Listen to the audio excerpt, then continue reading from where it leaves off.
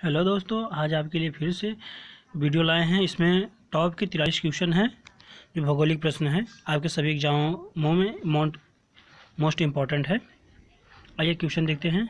पहला क्वेश्चन है, पृथ्वी अपने अक्ष पर कितना झुकी है? तो इसका आंसर हो जाएगा 23.5 डिग्री झुकी है। और दूसरा क्वेश्चन है, सौर मंडल का एकमात्र ग्रह जिस पर जीवन है, तो उसका आंसर हो जाएगा पृथ्वी। पृथ्वी एक ऐसा ग्रह है।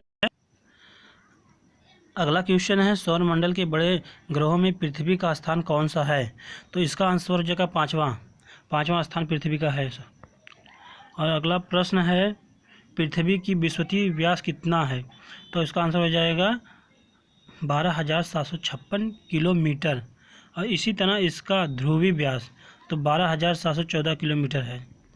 और पाँचवा क्वेश्चन है, पृथ्वी अपने अक्ष पर किस दिशा में घूमती है? तो पृथ्वी अपने अक्ष दिशा में पश्चिम से पूरब की तरफ घूमती है। अगला प्रश्न है, पृथ्वी अपनी धुरी का चक्कर किस रफ्तार से और कितने समय में पूरा करती है? तो ये 1610 किलोमीटर प्रति घंटा की चाल से चलती है और 23 घंटे 56 मिनट 4 सेकेंड में पूरा करती है। अगला प्रश्न है, पृथ्वी की किस गति से दिन और रात होता है? तो इसका आंसर हो जाएगा घूर्णन। और 8वां क्वेश्चन है, पृथ्वी की किस गति से साल बनते हैं? तो इसका आंसर हो जाएगा परिक्रमण। और 9वां क्वेश्चन है, सूर्य की परिक्रमा करने में पृथ्वी को कितना समय लगता है? तो सूर्य की परिक्रमा करने में पृथ्वी को साल लगता है 365 दिन 5 घंटे 48 मिनट और 46 सेकेंड, यानी कुल मिलाकर 365 दिन 6 घंटे लगते हैं। अगला प्रश्न है, पृथ्वी को सूर्य की परिक्रमा करने में लगे वक्त को क्या कहते हैं? तो आंसर हो जाएगा सौर वर्ष कहते हैं। और अगला प्रश्न है 11वां, प्रत्येक सौर वर्ष या कैलेंडर वर्ष में कितना समय बढ़ जाता है? तो लगभग 6 घंटे बढ़ जाता है आंसर। अगला प्रश्न है, आकाश और बनावट की दृष्टि से पृथ्वी किस ग्रह के समान है? तो इसका आंसर हो जाएगा शुक्र के समान है। अगला प्रश्न है, पृथ्वी को नीला ग्रह किस कारण से कहा जाता है? तो इसका आंसर हो जाएगा पानी की उपस्थिति के कारण इसे नीला ग्रह कहा जाता है। अगला प्रश्न 14वां, सूर्य के बाद पृथ्वी का सबसे निकट तारा कौन सा है? तो इसका आंसर हो जाएगा प्राक्सिमा सेंचुरी। अगला प्रश्न है, पृथ्वी का एकमात्र उपग्रह कौन सा है? तो पृथ्वी का एकमात्र उपग्रह चंद्रमा है और बाकी कृत्रिम उपग्रह ढेर सारे हैं इसके। और अगला प्रश्न है, चंद्रमा की सतह और उसकी आंतरिक स्थिति का ध्यान करने वाला विज्ञान कहलाता है? तो इसका आंसर हो जाएगा सेनोलॉजी कहलाता है। अगला प्रश्न है, चंद्रमा पर धूल के मैदान को क्या कहते हैं? तो इसका आंसर हो जाएगा शांति सागर। अगला प्रश्न है, जीवाश्म ग्रह किसे कहा जाता है? तो इसका आंसर हो जाएगा चंद्रमा को कहा जाता है जीवाश्म। अगला प्रश्न है, चंद्रमा किसकी रोशनी से चमकता है? तो इसका आंसर सूर्य की रोशनी से चंद्रमा चमकता है। अगला प्रश्न है, समुद्र में उठने वाले ज्वार भाटे की वजह क्या है? तो इसका आंसर हो जाएगा अपेक्षित सौर एवं चंद्रमा की शक्तियों का अनुपात 11:5 होता है। अगला प्रश्न है, चंद्रमा पर जाने वाले चट्टानों में किस धातु की मात्रा सबसे अधिक है? तो इसका आंसर हो जाएगा टाइटेनियम की मात्रा वो सबसे अधिक है।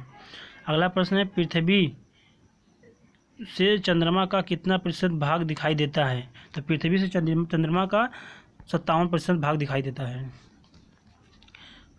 अगला प्रश्न है, चंद्रमा धरती की परिक्रमा एवं घूर्णन कितने दिनों में करता है? तो इसका आंसर हो जाएगा 27 दिन 8 घंटे में।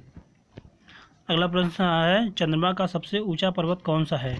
इसका आंसर हो जाएगा लिबानिटर्स पर्वत। अगला प्रश्न है 25वां, चंद्रमा पर सबसे पहले पहुंचने वाले अंतरिक्ष यात्री कौन थे? तो इसका आंसर हो जाएगा नील आर्मस्ट्रांग एवं सर एडविन एल्ड्रिन। अगला प्रश्न है, चंद्रमा पर कब अंतरिक्ष यात्री ने पहुंचने में सफलता पाई थी? तो 21 जुलाई 1969 में सफलता पाई थी चंद्रमा पर पहुंचने की। अगला प्रश्न है 27वां, चंद्रमा पर पहली बार पहुंचने वाले अंतरिक्ष यात्री किस यान से गए थे? तो इसका आंसर हो जाएगा अपोलो 11। अगला प्रश्न है प्रकाश चक्र क्या है? तो इसका आंसर हो जाएगा वैसी काल्पनिक रेखा जो पृथ्वी के प्रकाशित और अप्रकाशित हिस्सों को बांटती है, उसे प्रकाश चक्र कहते हैं। और अगला क्वेश्चन है 29वां, पृथ्वी के परिभ्रमण की दिशा क्या है? तो इसका आंसर होगा पश्चिम से पूरब की ओर। अगला प्रश्न है 30वां, जिस कक्षा में पृथ्वी सूर्य की परिक्रमा करती है उसे क्या कहते हैं? तो आंसर हो जाएगा दीर्घवृत्ति कहते हैं। दीर्घवृत्ति में घूमती रहती है सूर्य के चारों तरफ। और अगला प्रश्न है एप्साइड रेखा क्या है? इसका आंसर हो जाएगा उपसौरिक एवं अपसौरिक को मिलने वाली काल्पनिक रेखा सूर्य के केंद्र से गुजरती है, इससे एप्साइड रेखा कहते हैं। 32वां प्रश्न है उपसौरिक क्या है? तो इसका आंसर है 3 जनवरी को सूर्य और पृथ्वी के बीच दूरी कम हो जाती है, जिससे उपसौरिक कहते हैं। अगला प्रश्न है 33वां, अपसौरिक क्या है? तो इसका आंसर हो जाएगा जुलाई को पृथ्वी सूर्य के कुछ दूर चली जाती है, इसे अपसौरिक कहते हैं। और अगला प्रश्न है अक्षांश क्या है? तो इसका आंसर है यह ग्लोब पर पश्चिम से पूरब की ओर खींची गई काल्पनिक रेखा है, जिसे अंश में प्रदर्शित किया जाता है। अगला प्रश्न है 35वां, किस रेखा को शून्य अंश की स्थिति माना जाता है? तो विषुवत रेखा को शून्य अंश की स्थिति माना जाता है। अगला प्रश्न है देशांतर क्या है? तो आंसर इसका है यह ग्लोब पर उत्तर से दक्षिण की ओर खींची जाने वाली काल्पनिक रेखा है। अगला प्रश्न है 37वां, किसी स्थान का समय ज्ञान किन रेखाओं के आधार पर किया जाता है? तो इसका आंसर हो जाएगा देशांतर। और 38वां क्वेश्चन है 2 देशांतर रेखाओं के बीच की दूरी को क्या कहते हैं? तो इसको गोरे कहते हैं आंसर में। अगला प्रश्न है सूर्य ग्रहण क्या है? तो सूर्य ग्रहण क्या आंसर हो जाएगा जब किसी दिन के समय सूर्य तथा पृथ्वी के बीच चंद्रमा आ जाता है। जब सूर्य और पृथ्वी के बीच चंद्रमा आता है तो उसे सूर्य की चमकती सतह चंद्रमा की वजह से नहीं दिखाई पड़ती, जिसे सूर्य ग्रहण कहते हैं। अगला प्रश्न है पूर्ण सूर्य ग्रहण किस दिन होता है? तो पूर्ण सूर्य ग्रहण अमावस्या के दिन होता है, सूर्य जगह अमावस्या के दिन होता है। अगला प्रश्न है चंद्र ग्रहण क्या है? तो इसका आंसर होगा जब सूर्य और चंद्रमा के बीच पृथ्वी आ जाती है तो सूर्य ग्रहण होता है। क्या होता है कि सूर्य की पूरी रोशनी चंद्रमा पर नहीं पड़ पाती है, जिसे हम चंद्र ग्रहण कहते हैं।